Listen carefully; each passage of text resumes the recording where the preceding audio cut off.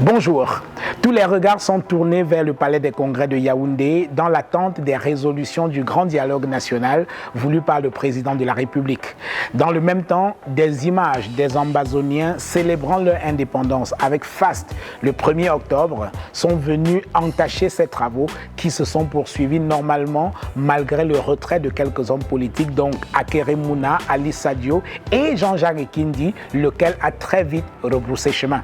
Les résolutions tant attendues du grand dialogue national réussiront-elles à ramener la paix dans le nord-ouest et le sud-ouest? Nous poserons la question à notre invité.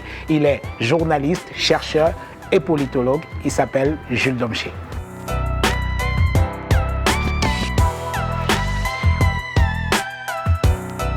Jules Domché, bonjour. Bonjour Jean-Bruno. Alors, est-ce que votre regard, comme celui d'un certain nombre de Camerounais, est tourné vers le palais des congrès dans l'attente des résolutions du grand dialogue national? Naturellement, en tant que journaliste, j'ai la faiblesse de m'intéresser à ce qui s'y passe. Maintenant, la question des attentes, c'est totalement autre chose. J'ai essayé de suivre, parce que le hasard du calendrier a voulu que je sois au Cameroun pendant que ce dialogue se tient, si on peut l'appeler dialogue. Et naturellement, j'écoute ce qui s'y dit, j'entends ce qui s'y passe, je vois ce qui s'y passe. Et la question des résolutions, c'est tout autre chose. Quelle est la résolution qui, pour vous, serait quelque chose d'absolument révolutionnaire et qui viendrait résoudre la crise qui sévit dans les régions du nord-ouest et du sud-ouest depuis 3 ans? La question de la forme de l'État, oui. C'est le problème central, même si on a beau jeu de vouloir l'éviter. Le problème dont souffre le Cameroun aujourd'hui, c'est aussi un problème d'hypercentralisation de l'État. Et je pense que c'est quelque chose qui est connu de tous. Et ce n'est pas en faisant semblant ou en essayant d'éluder le problème qu'il n'est pas réel. Donc il y a une nécessité aujourd'hui de repenser la forme de l'État du Cameroun, quelle que soit la forme qu'on voudrait lui donner, mais on est au moins d'accord qu'il faut reformer l'État camerounais dans son ensemble. Alors, à ce centralisme à outrance de l'État, certains demandent le fédéralisme et le gouvernement freine des 4 fers et plaide plutôt pour une décentralisation renforcée. Quelle est votre religion sur la question? Eh bien, je n'ai pas de religion sur la question. J'ai envie de dire, ne jouons pas sur les mots, parce que le fédéralisme, c'est pas... Non, il y a des formes de décentralisation qui sont très proches du fédéralisme et qui donnent même parfois beaucoup d'autonomie aux collectivités locales. Ce que j'ai envie de dire, c'est qu'il faudrait qu'on arrête de penser au Cameroun que le fédéralisme, c'est un grand mot ou un gros mot. Non, le fédéralisme, si on prend sa définition littérale, veut dire fédérer, mettre ensemble. C'est juste qu'il faut qu'on n'ait pas peur d'aborder des choses pour des raisons que je ne comprends pas. Parce que depuis que ce débat existe sur la forme de l'État, on a beaucoup entendu ceux qui sont pour la décentralisation, ceux qui sont pour le fédéralisme, mais on n'entend pas les arguments de ceux qui sont contre. J'ai envie qu'on me dise pourquoi aujourd'hui on est opposé au fédéralisme au Cameroun, pourquoi est-ce qu'on est opposé à une véritable décentralisation, et à partir de là on pourra débattre, parce qu'il ne faut pas perdre de vue quand même que on arrive à la situation extrême parce qu'on a justement refusé de décentraliser. Oui. Si on avait appliqué les résolutions de la tripartite, l'une des résolutions de la tripartite, avec notamment la mise sur pied d'une véritable décentralisation, on n'en serait peut-être pas là aujourd'hui. Parce que malheureusement, quand les gens ont décidé qu'il fallait aller vers la décentralisation pour décongestionner le pouvoir et donner la possibilité aux collectivités locales de pouvoir prendre en charge certains de leurs problèmes, on a eu la lumineuse idée de créer des délégués du gouvernement. Ça veut dire que non seulement on n'a pas décentralisé, mais on a renforcé le pouvoir central, ce qui est une véritable aberration. Et je suis parfois amusé de voir des gens qui semblent surpris qu'on en soit arrivé à des solutions extrêmes. Alors, est-ce que vous comprenez cette espèce de phobie que le gouvernement a développé vis-à-vis du fédéralisme que d'aucuns considèrent comme une manière de partitionner l'État du Cameroun? Non, je ne la comprends pas du tout. Oui. Elle ne s'explique pas. Ce ne serait pas une première. On a été un État fédéral, on peut le redevenir. Absolument. Il y a autour de nous des États qui ont choisi cette forme et qui fonctionnent normalement. Non, le véritable problème, c'est qu'on a un régime qui, depuis l'indépendance, puisque je situe le régime actuel dans la continuité de celui d'Ahidjo, a choisi de ne pas faire du Cameroun une république, mais une sorte de monarchie ou une oligarchie. C'est pour cela qu'on a peur quand on parle de véritable décentralisation ou quand on parle de fédéralisme, parce qu'on veut que le chef soit un monarque, ne soit pas un président. C'est pour cela qu'ils ont peur. Mais sinon, dans l'objectivité, pourquoi fait-on de la politique? C'est pour améliorer les conditions de vie de la cité, des gens dans la cité. Si c'est la fédération qui permettrait que les Camerounais puissent mieux vivre, puissent avoir accès à l'emploi, puissent avoir des routes décentes, puissent avoir une éducation conforme, mais allons-y. Si c'est la décentralisation sous la forme des régions qui permettraient d'y aller, allons-y. Le débat central, c'est comment on fait, parce que c'est ça la question de fond. Comment on fait pour que les Camerounais, quel que soit l'endroit où ils sont, puissent profiter effectivement du fruit de leur terre. C'est en fait ça le but de la politique. Donc, que ce soit sur la forme d'un État fédéral ou sous toute autre forme, c'est le problème de fond qu'il faut résoudre. Alors, sauf que les sécessionnistes ne semblent pas voir les choses de la même manière que vous, parce que beaucoup d'observateurs estiment aujourd'hui que face aux revendications sécessionnistes d'une partie des anglophones, la seule chose qui pourrait au moins essayer de réconcilier tout le monde, extrémistes et modérés de part et d'autre, ce serait au moins le fédéralisme. Oui, mais il faut savoir que le problème s'est mis en place de manière progressive. Oui. Je l'ai dit dans ma première prise de parole. Oui. On en est arrivé aujourd'hui à une solution extrême. Et quand vous arrivez à des solutions extrêmes, vous êtes obligé d'apporter des réponses, j'ai envie de dire, aussi fortes que le niveau de pourrissement qui a été fait. Ce que je disais, c'est que si on avait, au sorti de la Constitution de 96, mis en place les mécanismes pour une véritable décentralisation, je suis quasiment certain qu'on n'en serait pas là. Et il faut comprendre aussi comment on en est arrivé à ces revendications sécessionnistes. J'entends des gens parler, mais ça ne date pas de 2016. La crise anglophone est beaucoup plus ancienne. Et il faut savoir que pendant longtemps, on l'a retardée avec une politique qui est très chère au régime, c'est l'instrumentalisation des élites qui essayait effectivement de calmer les revendications des gens dans les régions du nord-ouest et du sud-ouest. Ça a marché pendant longtemps. Pourquoi? Parce que l'essentiel de nos compatriotes de ces régions sont totalement opposés à la sécession, totalement opposés à la sécession. C'est pour cela que tous ces mouvements sécessionnistes qui existent depuis des années n'avaient pas pignon sur rue. Mais on savait déjà qu'il y avait certains de nos compatriotes, mais très minoritaires, qui voulaient la sécession, mais ils n'étaient pas suivis par la masse. Mais parce que le gouvernement en place, au lieu d'apporter des véritables réponses, a voulu faire une fois de plus de la mascarade, on en est arrivé à une situation extrême. Et croyez-moi, si cette guerre a pris cette tournure, si elle dure autant, ça veut tout simplement dire que la population aussi, dans ces zones-là, a plus ou moins une autre appréciation de la situation. Alors, est-ce qu'on pourrait considérer le retrait de Jean-Jacques Kindi, le retrait de Ali Sadio à Keremouna et cette espèce de danse bafia de Jean-Jacques Kindi, avec tout le respect que j'ai pour la danse bafia, bien sûr, est-ce qu'on pourrait considérer ces événements-là comme les faits marquants de ce grand dialogue national, ou alors c'est un épiphénomène circulé, il n'y a rien à voir? Bon, fait marquant, ça dépend de quel angle on se trouve. Oui. Pour moi, il ne fallait pas attendre plus ou moins. Je pense que ceux qui ont malgré tout accepté d'aller à ce dialogue avaient leurs raisons. Les conditions étaient fixées dès la base, on savait à peu près comment est-ce que ça allait se passer. Ils ont accepté. Je pense que pour certains, notamment le bâtonnier à Keremouna, il était question de dire « je ne vais pas faire la politique de la chaise vide sans avoir des éléments palpables, pour qu'on ne m'accuse pas d'avoir refusé une main tendue. » Parce que comme je disais dans l'une de mes chroniques, on ne refuse pas une main tendue même si elle vient à contre-temps. Maintenant, le plus important, c'est qu'est-ce qu'il en ressort. Je pense qu'une fois arrivés au palais de congrès, ceux qui se sont rendus compte qu'en réalité, le but de la manœuvre n'était pas de permettre un véritable échange, parce que dialoguer, c'est échanger, c'est qu'on est deux. Vous voyez bien que les choses étant compliquées, je pense qu'ils sont totalement libres en tant qu'acteurs politiques de décider de se retirer, tout comme ceux qui ont décidé de rester sont libres de le faire. La question centrale, c'était quel est l'objectif premier de ce dialogue? Est-ce qu'il s'agissait pour le régime de gagner du temps ou alors de résoudre le problème que connaît le Cameroun aujourd'hui. Et vous répondez quoi? Moi, je pense qu'on veut gagner du temps, c'est évident. Parce que pour dialoguer, Jean-Bruno, il faut être deux. Oui. Au palais de congrès, je ne vois pas deux camps. Alors ils sont nombreux. Non, ce n'est pas le nombre. Oui. Je veux dire, il faut être deux. On aurait pu faire ce grand dialogue national avec au maximum 10 acteurs autour de la table. On aurait pu être beaucoup plus efficace. Oui, mais on aurait entendu également des voix s'élever pour dire qu'il y a eu de l'exclusion. Pour la simple et bonne raison. Jean-Bruno, le Cameroun n'est pas en train d'inventer les modes de résolution de conflits. Ce qu'on vit au Cameroun, on l'a connu dans d'autres pays. Et on a vu comment est-ce que ça se passe. Si vous voulez dialoguer, il faudrait que vous ayez un interlocuteur.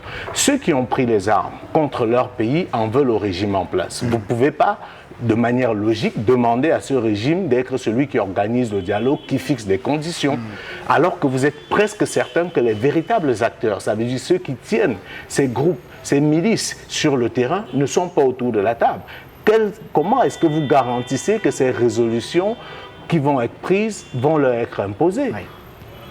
Alors, toujours comme fait marquant de ce grand dialogue national, il y a eu la présentation d'une quarantaine d'individus qu'on présente comme étant des ex-combattants ambazoniens qui ont décidé de déposer des armes et de revenir dans la République, dont au moins 4 généraux.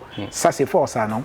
Enfin, je veux dire, je relativise tout, parce qu'en même temps, on voit les gens continuer à se faire massacrer sur le terrain. Vous avez parlé dans votre introduction du défilé du 1er octobre.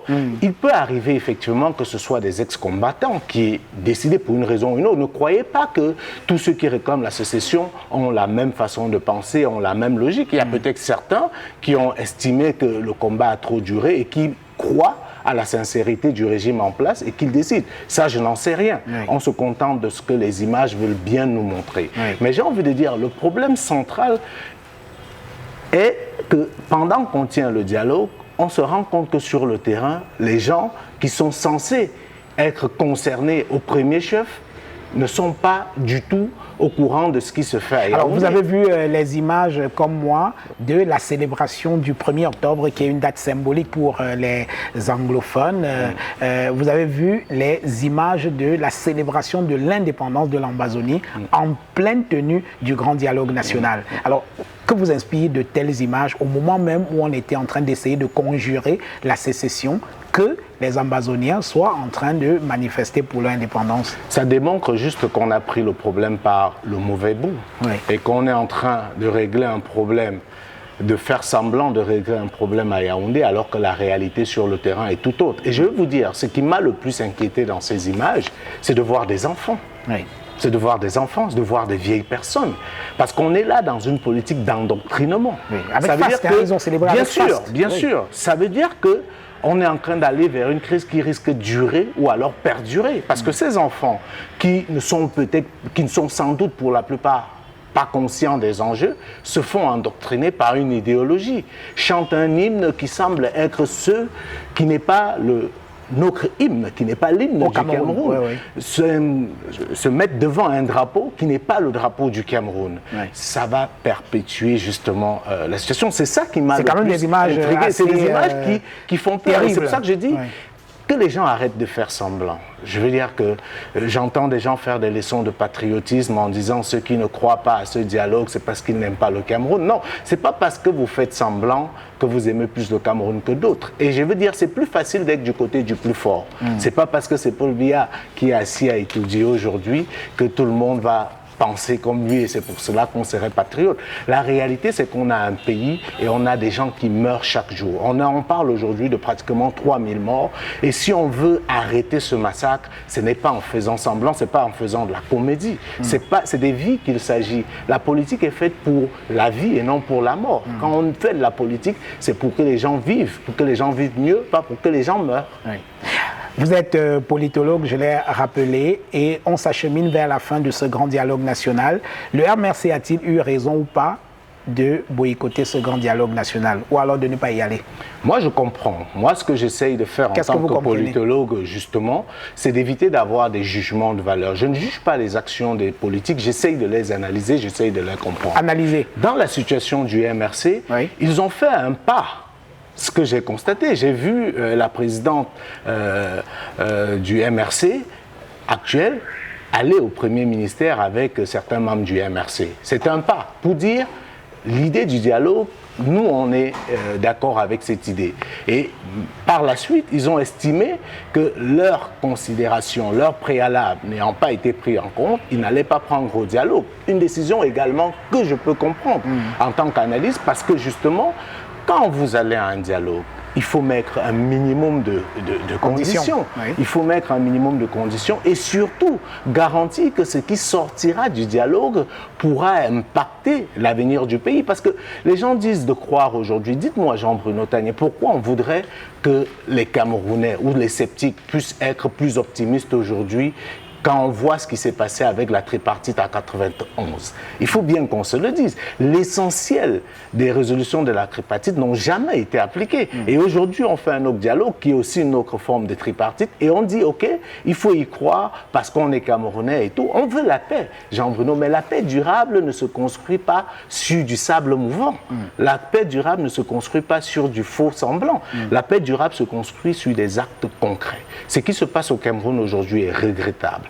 Que les gens arrivent à prendre les armes contre leur pays, la question, ce n'est pas de les juger.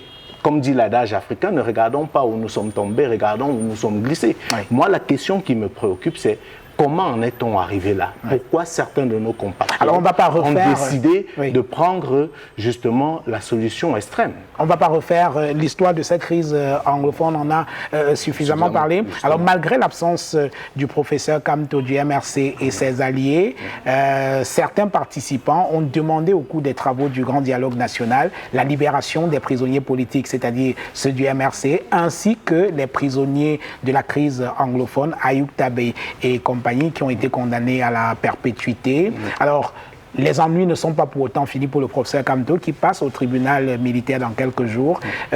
Pour vous, c'est un procès kafkaïen comme certains le décrivent? C'est au moins un procès politique, pour le moins. C'est au moins un procès politique. Expliquez. Mais pour la simple et bonne raison que les conditions de l'arrestation du professeur Kamto et de ses partisans amène quand même à se demander dans quelle république on vit. J'entends des gens parler tous les jours d'état de droit en disant nous sommes dans un état de droit, force doit rester à la loi. Mais j'aime à dire, il ne faut pas confondre un état de droit à un état où il y a du droit. Ce qui se passe au Cameroun nous démontre très bien qu'on n'est pas du tout dans un état de droit. Si on s'en tient à l'événement qui aurait provoqué ces arrestations, les différentes marches, blanches qui ont été faites. On dit que c'était des marches totalement illégales. Je vais dire, ok, moi j'ai la faiblesse de penser que j'ai eu des excellents enseignants de droit. Ce qui est garanti par la Constitution camerounaise, c'est la liberté de manifester, ce n'est pas l'ordre public. Ça veut tout simplement dire que quand un sous-préfet décide d'interdire une manifestation, il va à l'encontre de la Constitution et pas l'inverse. L'argument de trouble à l'ordre public, c'est un prétexte totalement fallacieux.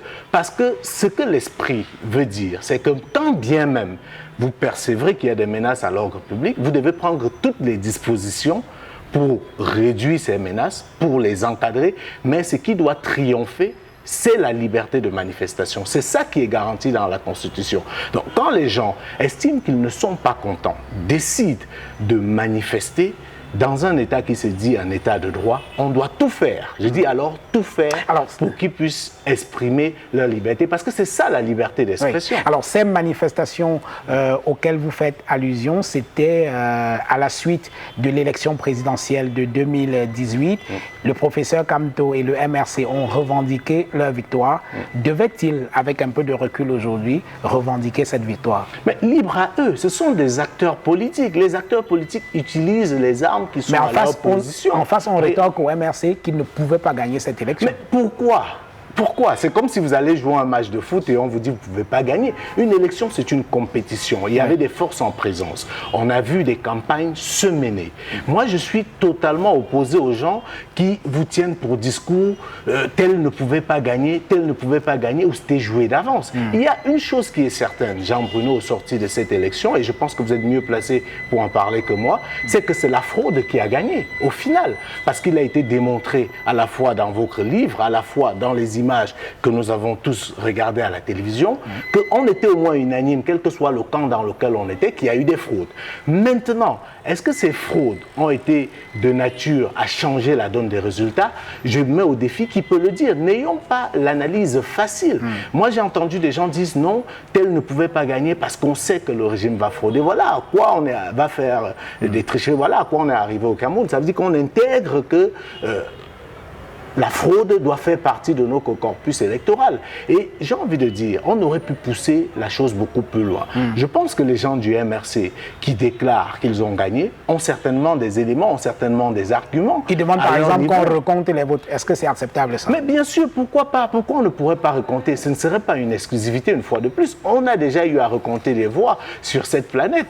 Vous vous rappelez de la fameuse crise ivoirienne? Oui. Laurent Gbagbo, quand il a été acculé, quelle est la solution qu'il a proposée? Le recomptage. Oui. Ça a été refusé pour les raisons que la communauté internationale de l'époque peut expliquer aujourd'hui. Mais dans la même année, on a tendance à l'oublier, à Haïti, il y a eu recomptage des voix. Oui. Et tenez-vous tranquille, à Martelly, qui est finalement devenu président d'Haïti, était troisième. Il n'était même pas qualifié au second tour, après la première publication. Et c'est le recomptage qui lui a permis d'être grâce au recomptage qu'il est devenu président. Ça veut dire que la fraude, il ne faut pas toujours avoir tendance à la minimiser. La fraude peut totalement changer la donne d'une élection. Et au lieu de se mettre sur ses grands chevaux et amener le pays dans une situation comme celle qu'on a connue en Côte d'Ivoire, parce que laissez-moi vous dire que la crise post-électorale ivoirienne, on parle de 3000 morts, mais on sait que quand on parle de ces chiffres officiels, il faut au moins avoir le double. Est-ce que si on avait recompté en Côte d'Ivoire et après le recomptage, déclaré que malgré tout, Gbagbo a toujours perdu, on aurait connu ce qu'on a connu, je ne suis pas certain que les choses seraient pareilles. Alors, il n'empêche, la situation politique aujourd'hui est tendue. Il y a des outrances un peu partout. L'espace public est aujourd'hui envahi par des propos extrémistes. La haine a pris le dessus, notamment l'un des principaux sites d'observation de ces grands clivages entre les Camerounais, ce sont les réseaux sociaux. Et on accuse un certain nombre de personnes que l'on soupçonne être des extrémistes du MRC de mettre le feu aux poudres. Est-ce que vous observez cette situation et qu'est-ce que vous pouvez en dire? Je l'observe comme tout le monde, mais je veux vous dire, je ne trahirai pas un secret. Je ne suis pas un grand fan des réseaux sociaux. J'y m'y méfie beaucoup parce qu'on y trouve de tout. Déjà, avec le recul que j'ai, rien ne me prouve que ceux qui se réclament être du MRC ou être proche de Kamto sur les réseaux sociaux le sont véritablement. Parce qu'il ne faut pas perdre de vue que le régime en place, dans son cynisme, peut également, parce que c'est permis aujourd'hui à tout le monde de créer des faux profils, entretenir cette haine. Cela dit, il faut noter aussi que même des gens identifiables se réclamant du MRC ou de Maurice Kamto tiennent des propos totalement inacceptables. Et ce sont des illuminés, je ne sais pas d'où ils sortent, avec des propos qui sont, j'ai envie de dire, à la limite inqualifiables. Et c'est là où le MRC doit prendre ses responsabilités. Parce que j'aime à dire, dans le cas d'espèce, on ne peut pas, quand on est une équipe de football, j'aime bien prendre les exemples dans le foot, parce que ça nous parle en camerounais, choisir ses supporters. Si une équipe, si quelqu'un décide de supporter, je vois bien qu'au Cameroun, il y a des supporters du PSG, de Marseille, du Real de Madrid, sans que le Real de Madrid soit forcément au courant. Donc tous ceux qui se réclament d'être des supporters du MRC, ils n'ont pas besoin de l'autorisation du MRC ou de Maurice Kamto pour l'être. Mais une fois que quelqu'un se réclame de vous et tient des propos abjects, vous devez les condamner. Parce que c'est comme ça qu'on a réussi à combattre le hooliganisme dans les stades. Ce n'était pas la volonté des clubs, mais c'était de la responsabilité des clubs aussi de les dénoncer. Donc je pense qu'il y a un travail à faire pour réduire l'impact de cet extrémisme-là. Et moi je dis, on est journaliste. Faisons la part des choses. J'entends dire tout et n'importe quoi sur Maurice Kamto, sur Penda et Coco, sur Penda et Coca et les autres qui sont arrêtés, Valsero et les autres. Et Valsero, je vais peut-être en revenir si vous me permettez, mais j'ai envie de dire, moi en tant que journaliste, je regarde Maurice Kamto sur ses prises de parole, sur ses discours. Je ne peux pas juger son action sur la base de ce que je vois sur les réseaux sociaux, dit par des gens. Ça n'a aucun sens. Je veux l'apprécier sur ses prises de position en tant qu'homme politique. Et la même rigueur, je me l'impose pour tous les autres acteurs de la scène politique camerounaise.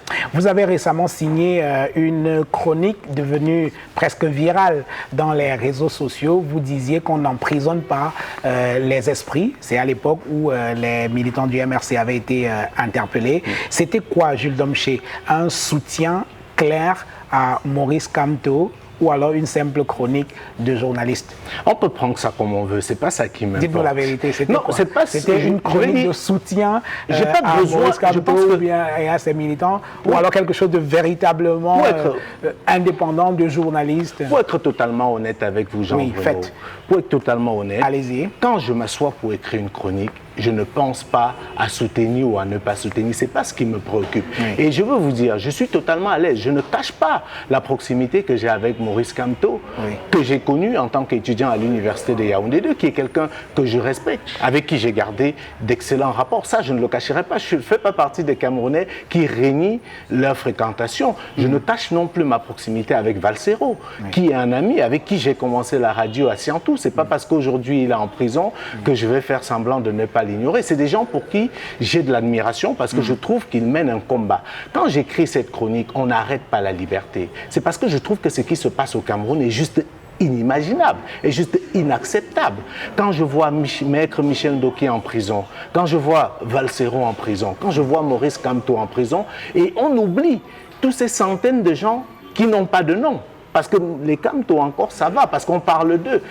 Ils sont connus. Mais imaginez ce jeune homme qui est sorti de chez lui parce qu'il estimait qu'on est dans un pays de droit et qu'il peut dire qu'il n'est pas d'accord quand on détourne des fonds publics, qu'il n'est pas d'accord avec le résultat de l'élection présidentielle, se retrouve en prison. Est-ce qu'on pense à cela? Et j'ai dit, dans cette chronique, on n'arrête pas la liberté. Parce que vous pourrez mettre tous ceux qui ont un esprit libre en prison, ça ne résoudra pas le problème, ça enfantera plutôt d'autres. Donc je veux dire, sur cette question, je suis totalement à l'aise parce que je pense qu'on est arrivé dans ce pays au Cameroun où on voudrait que pour montrer bonne figure on soit obligé de se désolidariser ou de faire semblant de ne pas connaître des gens. Ma relation avec Kamto, j'ai dit, date de l'université où j'étais encore étudiant en première année et j'étais fasciné comme la plupart de mes camarades par l'esprit qu'il était. J'ai été de ceux qui l'ont critiqué quand il a entré au gouvernement. Ça, peut-être les gens ne se rappellent pas, mais après, j'ai vu.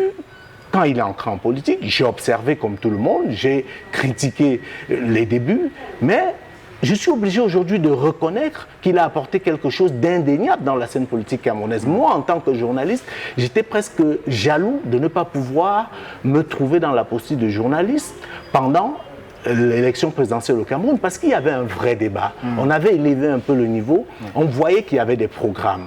Et aujourd'hui, qu'on l'aime ou qu'on ne l'aime pas, regardez ce que Maurice Kamto a pu apporter à la scène politique camerounaise. Je suis content aujourd'hui, et je crois que vous êtes content en tant que journaliste, d'avoir des jeunes comme Olivier Bibounissa qui prennent la parole, d'avoir des gens comme Wilfried Ekanga, d'avoir des gens comme Maître Michel Ndoki. On ne les avait pas avant. On avait l'impression que la scène politique, je termine là-dessus, était confisquée. Et ça, au moins, ça a permis qu'on arrive à un certain niveau dans le débat politique au Cameroun. Dernière question, en 30 secondes, je vous prie. La crise anglophone, on en sort comment aujourd'hui, au-delà du grand dialogue national? On en sort en essayant de faire une conférence nationale souveraine. Une quoi? Une conférence nationale souveraine. Parce que le problème aujourd'hui n'est pas juste la crise anglophone. La conférence nationale souveraine est sans objet. Avec tout ce que cela comporte. La conférence nationale est sans objet. Avec tout ce que cela comporte. Ce n'est pas seulement la zone anglophone qui est en crise, c'est tout le Cameroun qui est en crise. C'est tout le Cameroun qu'il faut repenser. Et moi, j'aime souvent à dire, Paul Biya, ça fait un certain nombre d'années qu'il est au pouvoir. Il a encore, je pense jusqu'à présent, la chance de soigner la sortie. Il avait promis la démocratie et le progrès. Le progrès, il faut l'oublier, il ne pourra pas. Par contre, il pourra entrer dans l'histoire en apportant la démocratie dans ce pays, en faisant ce qu'il faut. Et je dis, s'il arrive à faire cet acte qui serait courageux, il va être absous. Les gens vont oublier. Parce que ce qui importe les gens, c'est leur devenir, c'est leur avenir. C'est qu'est-ce que le Cameroun sera demain. Les gens s'en foutent des personnes. C'est quand ils ont le sentiment que leur destin dépend de vous qu'ils s'acharnent sur vous. Et c'est pour cela que libérer est une chose positive. Voilà. Jules Domché, merci. Merci à vous, Jean-René. Mesdames, Messieurs, merci de nous avoir regardés. Je vous prie de vous abonner à notre chaîne Naya TV pour ne rien manquer de nos entretiens. Merci.